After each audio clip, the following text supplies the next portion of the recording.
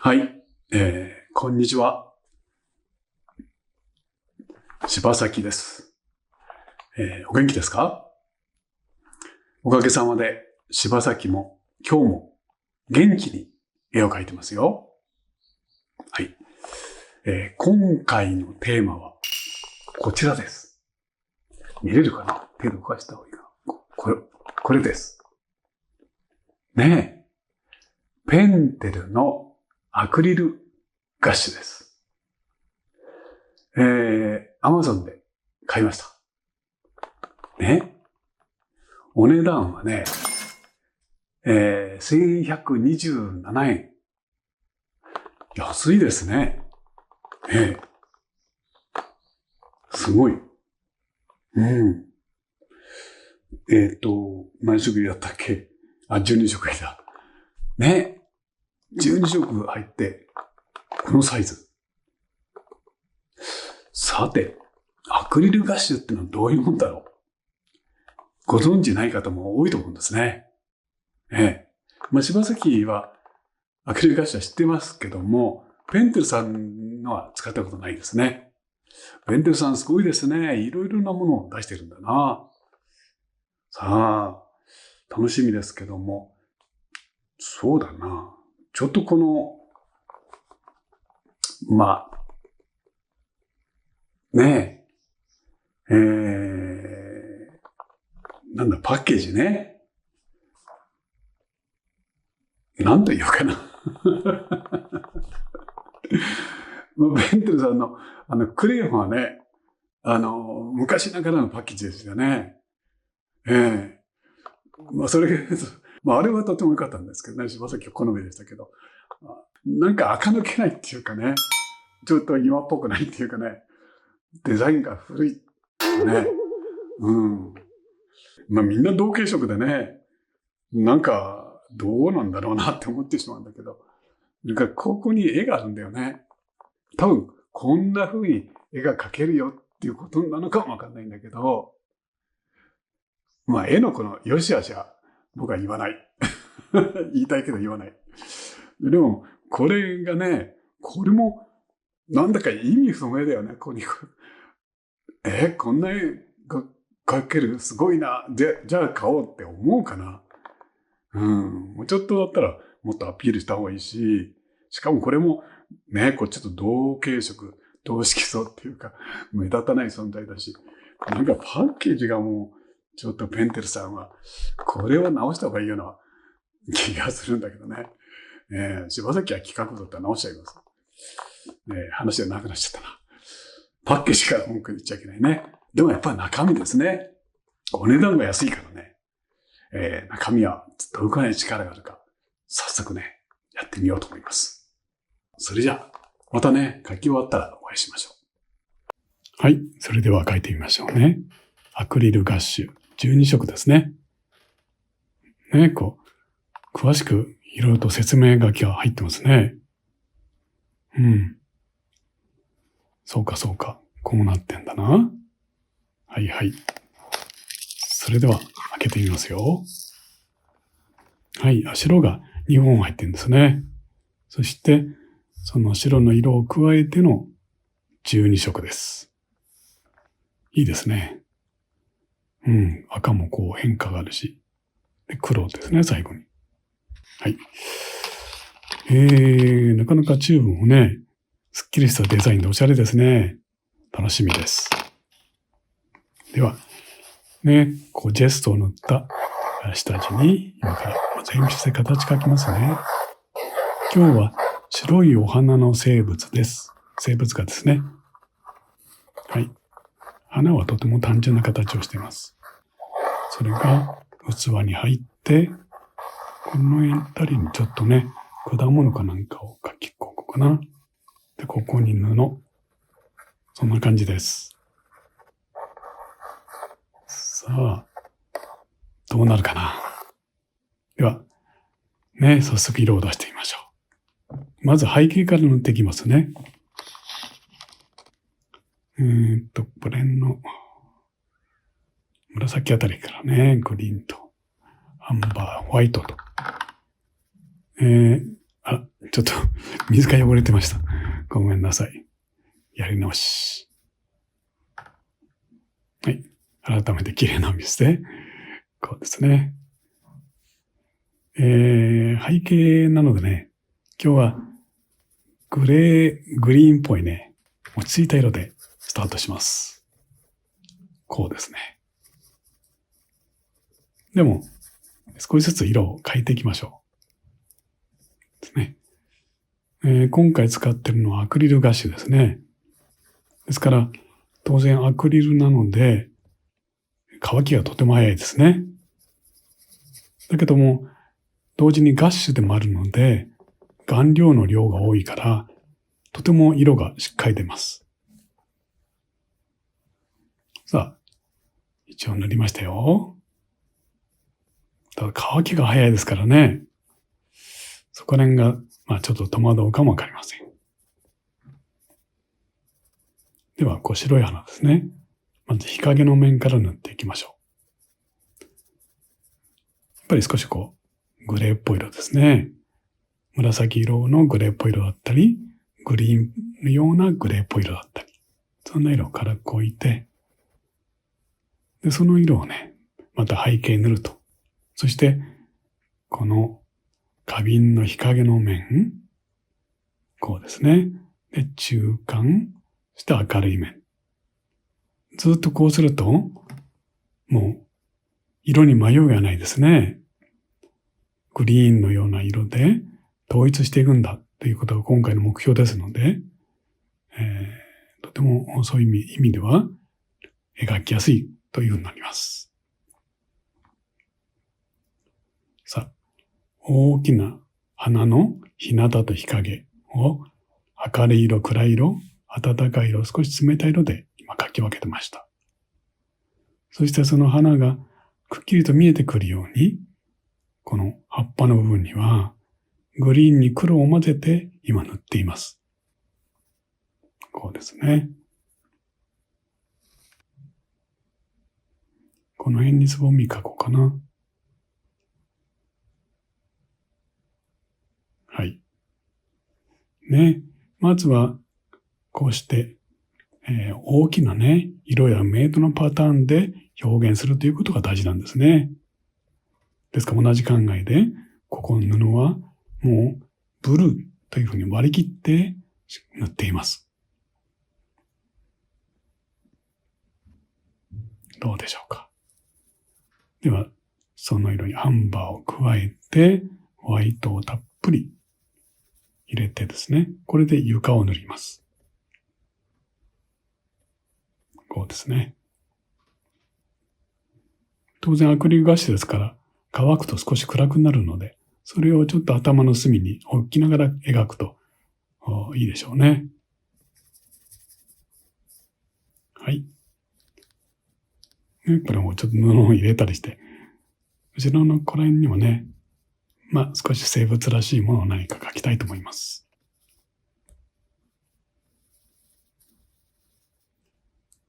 この、やっぱりね、乾きが早いし、なかなかそういう意味で、慣れるのは大変な画材ですけども、でもこれがね、テクニック的に身につくと、逆に描きやすい画材かもわかりませんね。さあ、またこうしてホワイトをたっぷり加えて、床の日向の面ですね。ほら、ね、しっかりと形態感出たでしょ。では今度はまた背景に色を重ねて、ここをね、指でね、ぼかして、この背景にね、空気のような感じ、ぼんやりとした変化を作りたいと思います。こうですね。こちらもやりましょう。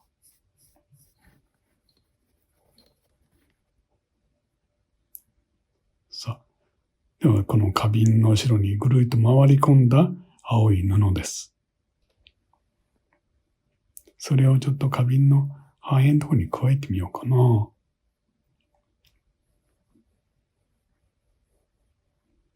ねえ、アクリルガッシュは、油絵のようにゆっくりと画面の上でね、絵の具を塗り込むってことは難しいんですね。ですから、そういう時は指なんかを使って、ぼかしをかけてもいいと思います。はい。こうですね。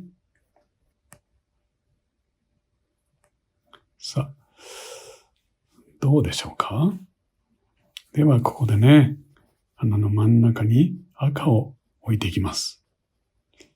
今まで色はほとんどグリーンとかブルーとかですね。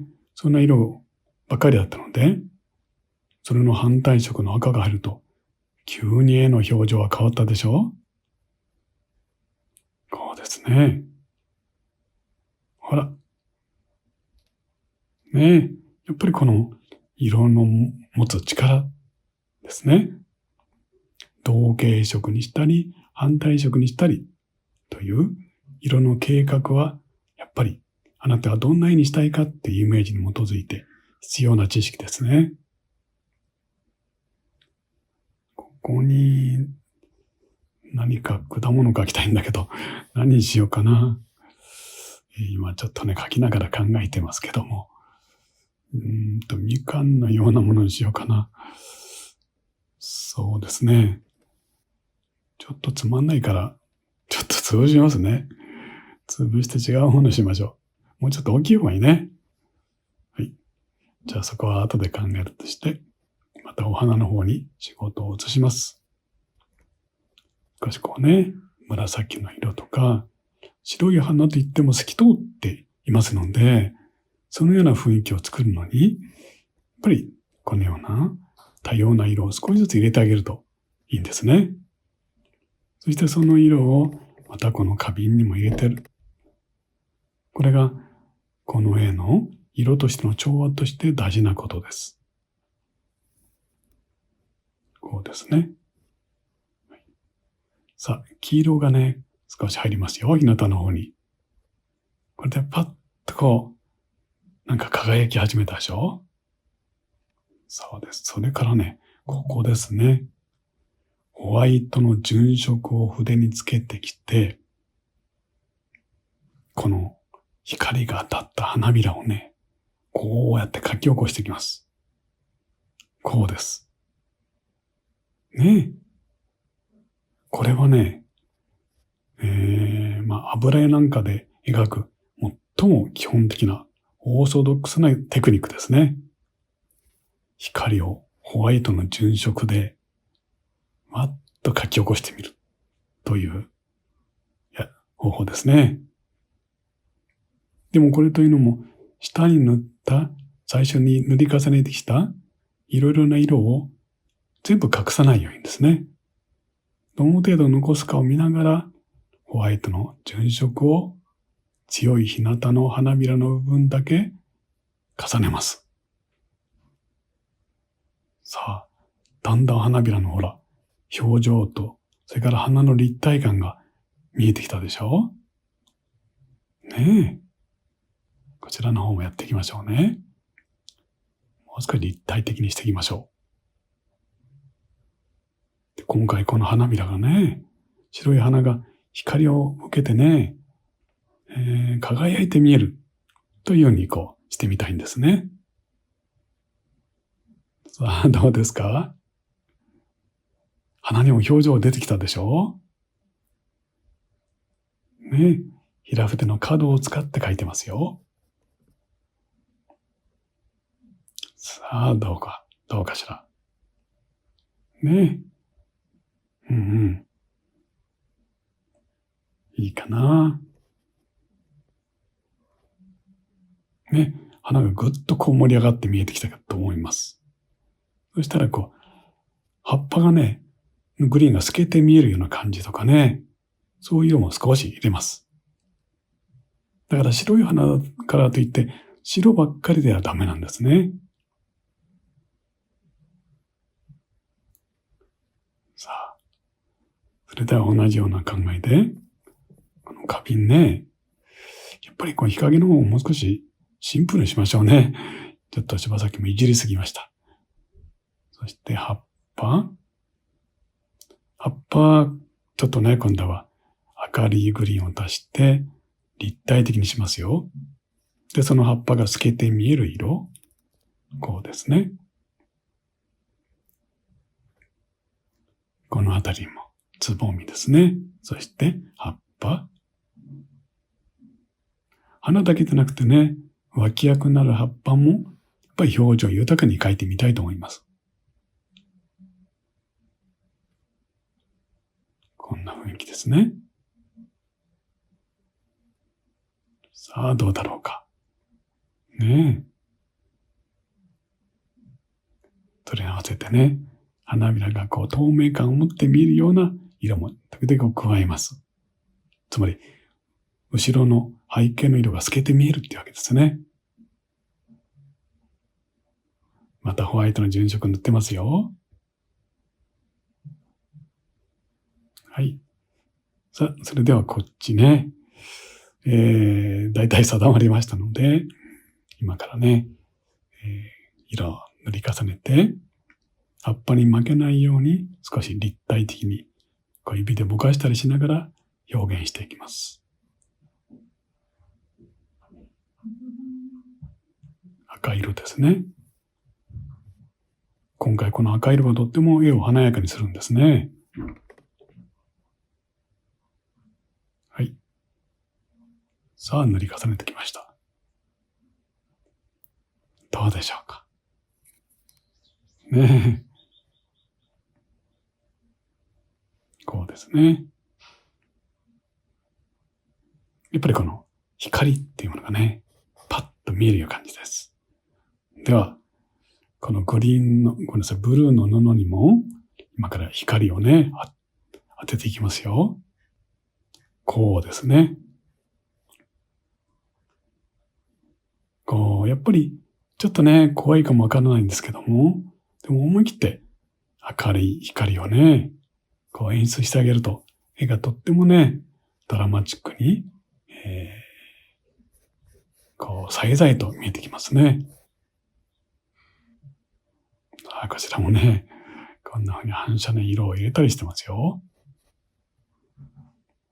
さあ、またホワイトで花びらをね、ちょっと描き起こしてます。どうでしょうか。ね、全体にこう、まとまってきましたね。では、こっちの方にも、この空間にね、やっぱり、葉っぱを加えて、画面にちょっと変化と動きをつけますね。こうです。はい。ほら。ねえ。葉っぱにこう、表情が見えますよね。で、このつぼみの先端に少し赤い花の色。さあ、これの空間を整えますよ。もう仕上がり間近です。こんな具合かな。はい。